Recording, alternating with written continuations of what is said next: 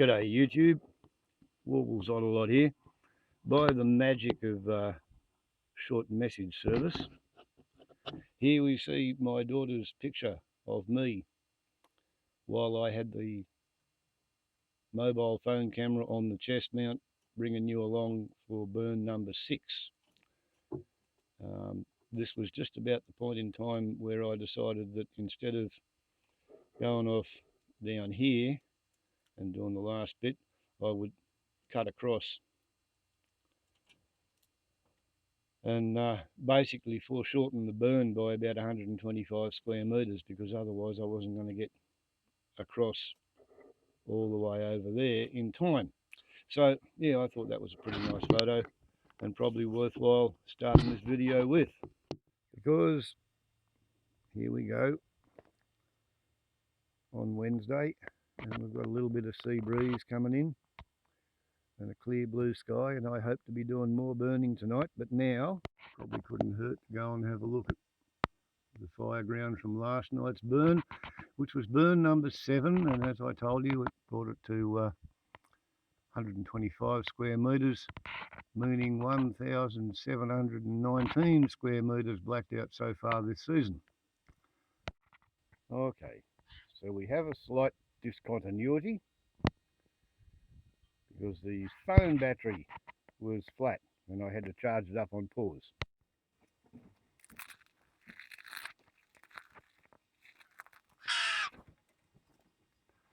So,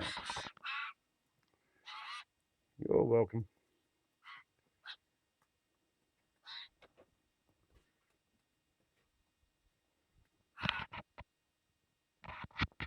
Not a problem, Chuffs. Not a problem, Currawong. Not a problem, Swamp Alder. You've already been fed, as has the bowerbird.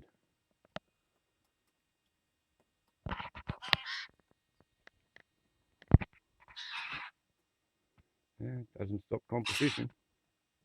So, on with the midday Fireground patrol. Last night, burn number 7. I used 1 litre of kerosene, 220 mils of 2-stroke fuel, burning 125 square metres.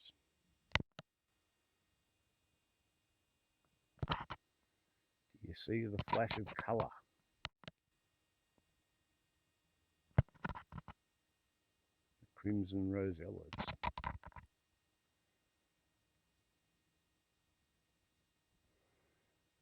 And also, over there, there's a little bit of a clear, flat, grassy spot with a pile of wood on there, and I showed you that earlier on. And I was happy about it, telling you that was a firewood that I'd salvaged before the burn number 6.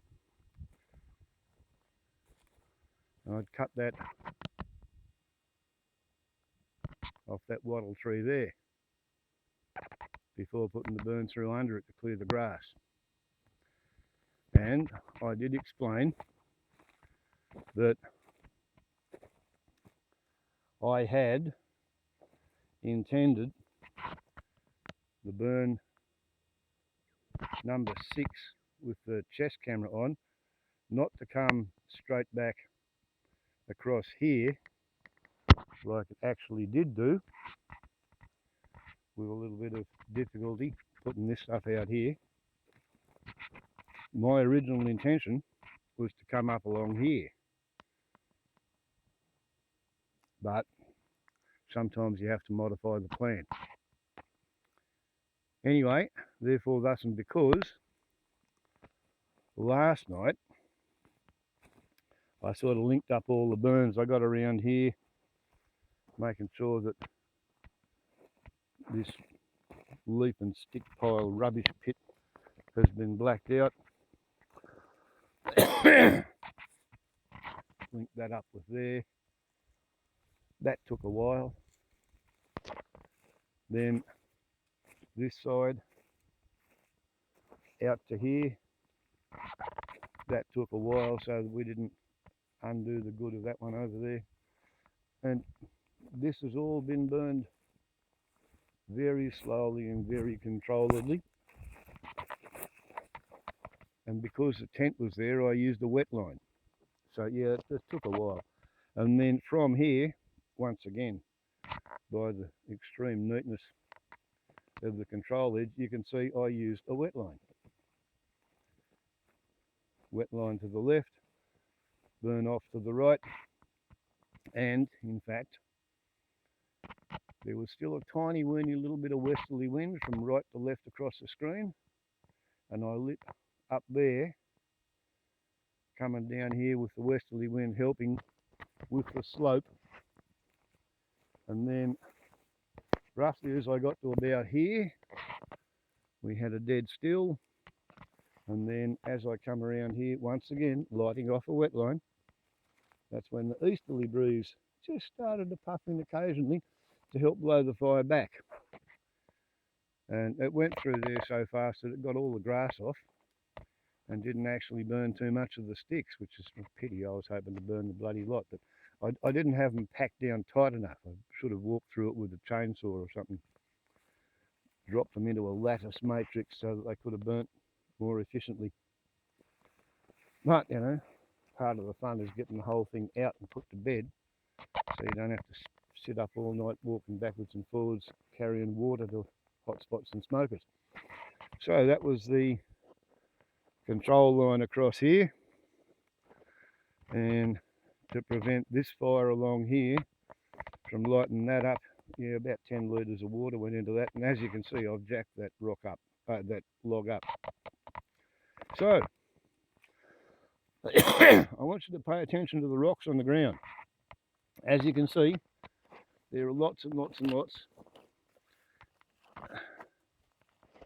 of rocks with sharp edges, and these sharp edges that are what you call rectilinear, right, running on a curve. That's not the result of some stonemason.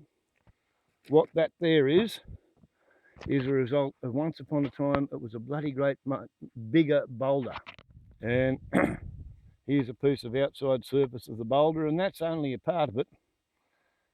But if you can imagine one great big continuous slow cooled lump of basalt, it's out here 3,500 feet up above sea level. In the sun it's fairly black and it heats up, and in this case for a depth of that far down, the heat of the sun penetrates every day, and this bit here, it heats up to 50 or 60 degrees. You could nearly cook an egg on it, so midday in summertime. And at night time it cools down again, and that goes on every day and every night. And then when there's a really cold winter, it can get down to minus 15 or minus 20 degrees because it's black and there's a starry night and it's radiating its heat out to space. So it gets really, really cold. And the funny thing is, unless we're talking about water freezing at ice temperatures, where it suddenly grows 13% in volume when it gets colder, stone, as it gets colder, it shrinks, it contracts. And when it gets hotter, it expands. So during the stinking hot day, this is all in compression, and stone's pretty good at compression. So what it does is it shears somewhere there's a weak point, and it shears off from the colder central core of the stone, and you get a fracture line parallel to the surface because it's temperature related. And then on the really, really cold nights, the outer shell, it freezes and it contracts, and stone is bloody ratchet at stress in tension. Right? Concrete's good in compression, lousy in tension. That's why they put steel reinforcement in it. Stone ain't got no steel reinforcement. Right? It's the opposite of carbon fibre. Carbon fibre's good in tension, lousy in compression. This shit's good in compression, lousy in tension. So what happens is it cracks somewhere. Up there on the surface, you get a little tiny weeny crack in the stone, and then the dew gets into the crack, and then the water in the dew freezes and does its getting the 13% bigger trick, and that acts as a wedge. So what you get is almost parallel, spheroidally curved onion skin flakes of basalt popping off. And then they slide down the boulder and they bust themselves on the ground. So you're getting rectilinear, curved, sharp-edged wedges. That's absolute common as dog's balls here. Anybody who says that that's a rare bit of rock, they've got their head up their ass, right? You want to see rare bits of rock, you got to find something that's a bit different than that. See, now somebody might say, oh, gee, that could be a hand axe, couldn't it? See, it's nice and sharp, but it's also absolutely flat face. No, frost shattered exfoliative weathering. And as you can see, when you burn the covering off this place, you get to see lots of rocks that you might never have seen before or never had a chance to look at. They're all over the place. And there's these little wallaby tracks and trails which I light off. And you never really know how traditional they are. One of my concerted fantasies is to speculate and imagine that the native remaining wildlife are doing their best to try and carry on the traditional lifestyle around their part of the country. So it never occurred to me to fantasise that this wallaby trail along here might once upon a time have been part of an ancient human footpath. However, this little clearing here fortuitously just kind of happened, and it was right in the middle of the Fireground, you know, like my ignition line was out there, and I burnt straight across the top of it, and this was still here. So when I was looking for a place to store the firewood or put the firewood, this seemed pretty good. And here, just right off the wallaby trail, see that hole in the ground there? That would be because I saw that there. And in among all of the rocks, my daughter called me a rock goblin yesterday. She reckoned I went into rock goblin mode because I was talking about the stone, trying to explain it to her. But yeah, as I come up here with the chainsaw to harvest the firewood, I looked at that there and I thought, holy shit, it's got a curve. It's got a curve around that way. And then it's got another curve around that way, and bugger me if it doesn't go in like a yin-yang. And it's got a straight edge. Oh, Jesus, that's a rare looking rock. I better have a look at that. So I pick it up, and because it's got the burn marks on it, you can also see the flake marks, where that edge, not only has somebody chipped it off from here, crack, crack, crack, worked their way down, and then they've flaked it. Because what they wanted was an inside-outside spoke shave with a double curve sine wave edge. Bugger me, isn't that a beauty? And then, look at that, that's another spoke shave wood smoothing edge all the way around there. And there's another one there. Oh, that's part of the same one. And here we have an absolutely flat sanding surface with a perfect scraping edge. So, okay, I have previously shown you in my videos, which are stored in my Aboriginal technology playlist, I've showed you the boomerang carving tool and I've showed you the didgeridoo spoke shave. Well, this, you could use it on the outside of the didgeridoo, you know, you could use that cutting edge there to help it, but I think this is kind of a bit more specialised than that. I think this might be for what they call Kylies and Coolamons. And how many more artefacts are just lying on the forest floor, I have no idea. The fact of the matter is that the artefacts that people used to use before the sheep came in 1832 to 1842, they're still lying on the ground, you know, like there might have been people still coming back here for 50 years after that. But yeah, my little hazard reduction burn yielded a Fireground find of a stone precision woodworking artefact. And yesterday, while my daughter was not so gently mocking me for my rock collection, I was trying to explain to her the difference between a fortuitous cutting edge that, yeah, you could use that to help skin an animal, but you know, nobody made it, of which I have many examples. And this one, for example, it came out of a basalt gravel making quarry. This has been fashioned with high explosives and a high energy crushing mill. Here's one, my earliest finds up here. I fantasised, oh gee, you could nearly make a stone axe head out of that, fix a handle to it, but it's bullshit. That's just something that happened. My latest piece of stone fool's gold in terms of this is not an artefact. This is, once again, see the two parallel sides? It's a segment of a shattered bit of onion skin that fell off the top of one big rock and it popped off, crack, bang, went down on the ground and it landed. And this was just where the particular frost lines caused it to shatter on. And it's really sharp. It's got a sharp edge there, it's got a sharp edge there, sharp edge there, a really good point there, and a scraping cutting edge.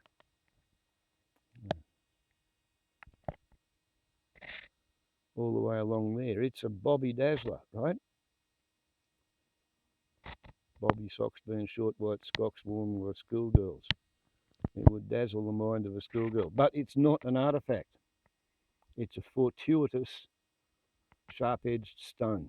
Put it there. Here's another.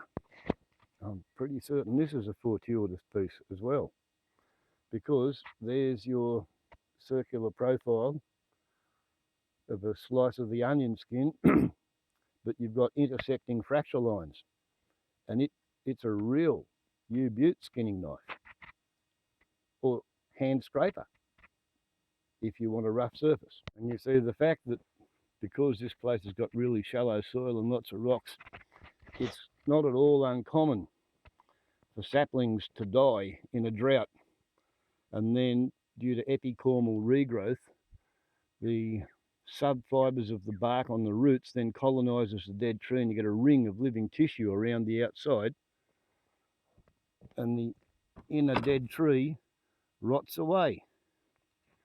And as it rots away, your living tissue surrounds it, and then there's another drought and it dies. And in a windstorm, after some rain, it falls over.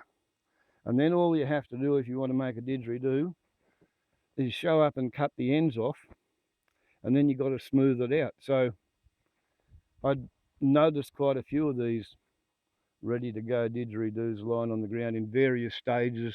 All of them should have been worked on at least 50 years ago, if not 70 or 100 years ago. So yeah, I had the idea that this might be a didgeridoo factory. And then in the drought, 2018, over there underneath the box tree, not a horrible long distance away from where I just found this new tool, lying in the road, this way up, what drew my attention to it was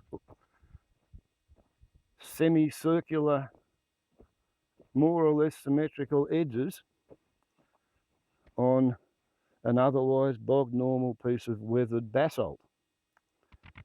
And you see somebody has gone to a lot of trouble to make that curved stone cutting edge on one side of a large heavy block of stone, and then put another circular cutting edge, a flattish one on that side, a smaller one on that side.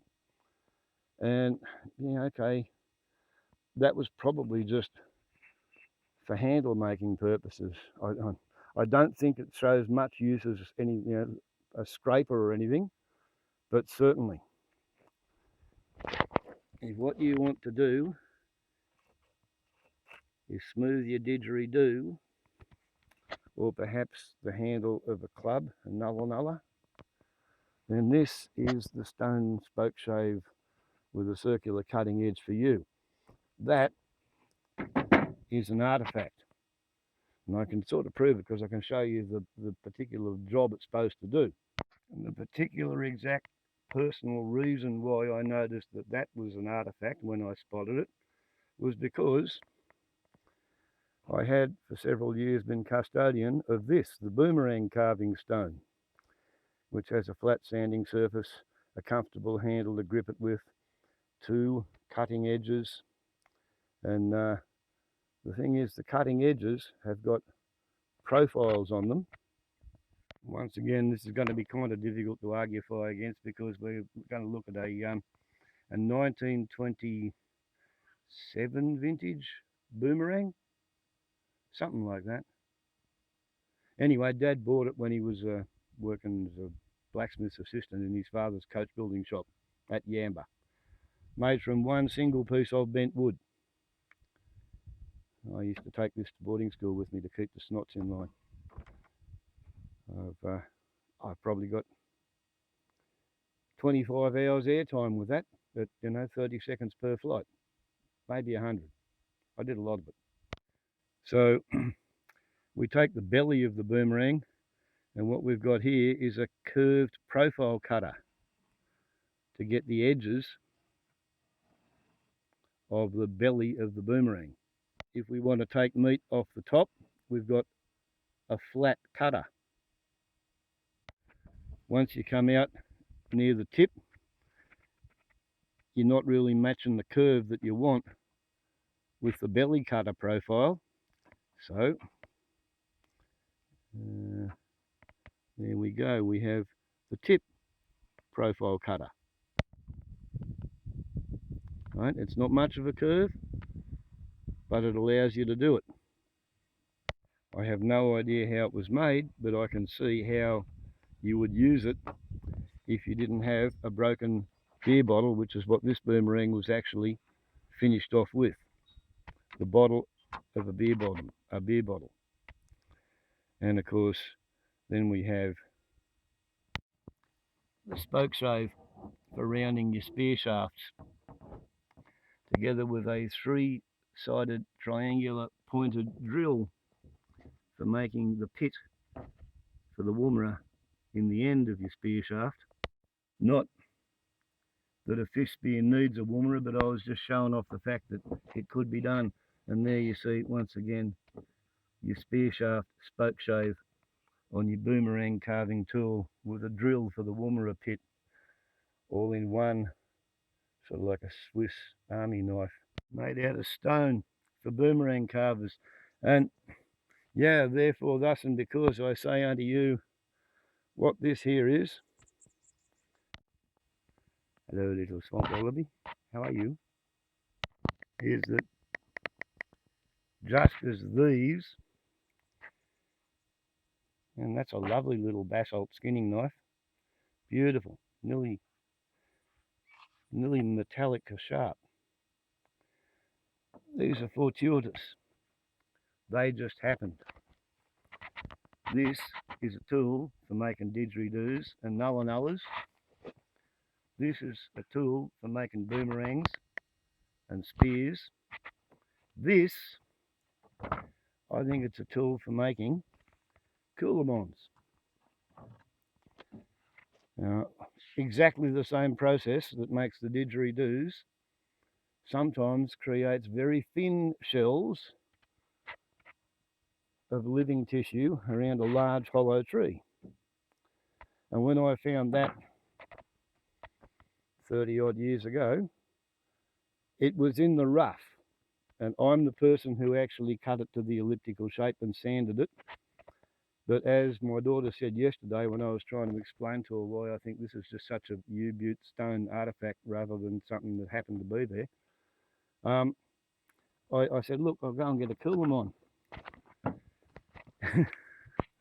There you go, and now we know.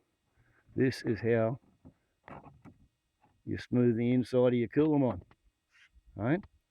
And there you have a flat cutting edge and a flat sanding surface, and you have not much of a surface there, but you can get into a few places with it. But the really big novelty is the inside-outside spokeshave scraper with the flaked edge all the way along the yin-yang sine curve. And I'm sorry, I don't believe that that is a random coincidental occurrence of nature. A yin-yang wood scraper on that side and a big outside spokeshave, circular or actually slightly elliptical.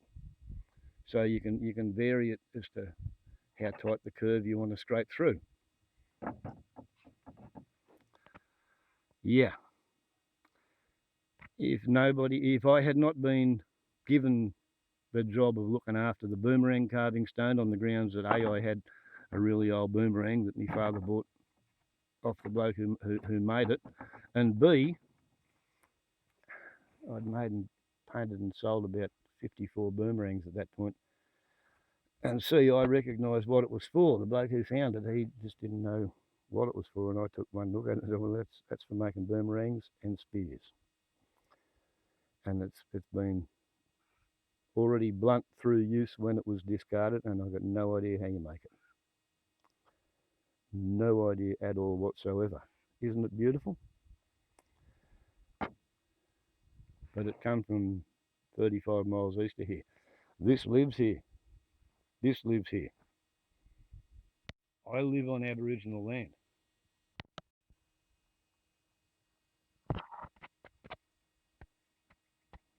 The traditional way of life is still being held together by the wildlife. The choughs go around scraping the dry grass and leaves away from the base of the trees so that it's easier for me to carry out hazard reduction burns without setting the canopy on fire. Right beside the wallaby path, 25-30 metres from where I found the didgeridoo spokeshave, that's where I find the Coolamon and Kylie shaper.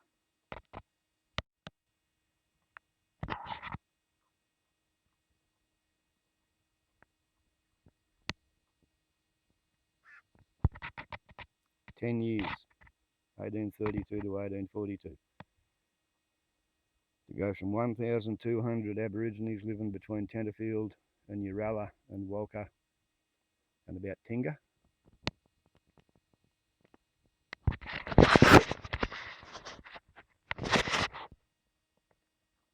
Bugger. It's called a pause button malfunction. 10 years. By 1842, there were 600 Aborigines where there used to be 1,200. There were 1,200 white people where there used to be none. And there are 100,000 sheep. So yeah, if you know what you're looking at, if you've spent 20 or 30 years educating yourself in what an artefact does not look like, then when you actually see an artefact, after you've been shown one to hang on to and think about, then you can get to the point where you actually notice them on the Fireground the day after. I know what I'm about to say is not very middle of the road European wise, but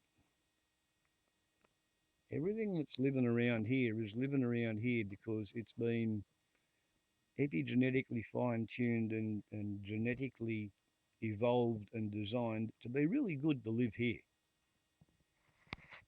And anybody who thinks that it's going to be, quote, more efficient to clear away everything that has previously been here and replace it with something which they think they can make a lot of money out of by getting a lot of it and selling it somewhere else,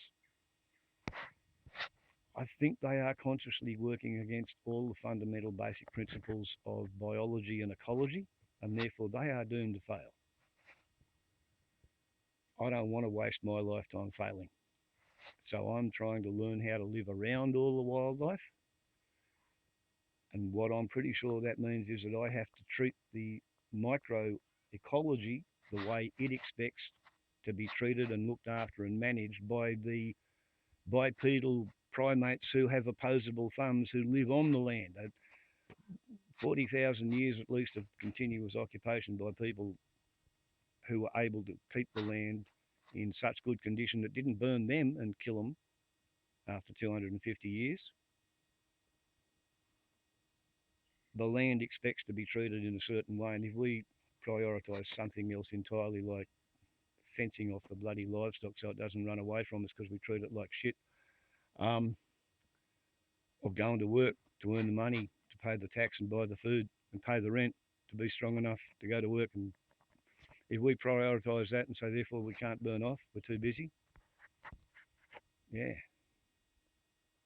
I know who's going to win in the long run, and it's not going to be the sheep and potato brigade. I don't like being on the losing side, so I'm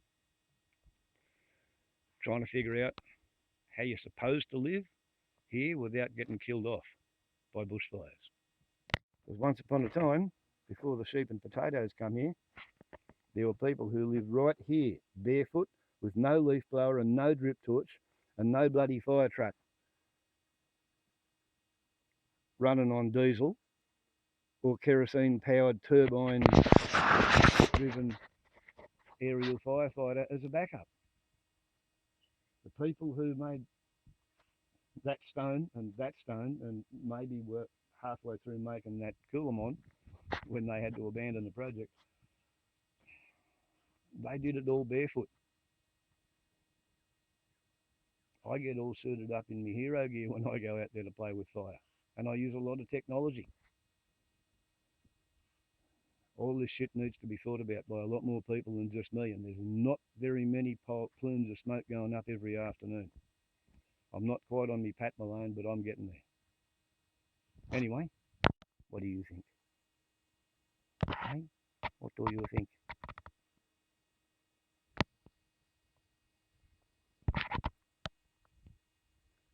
And you? Ciao.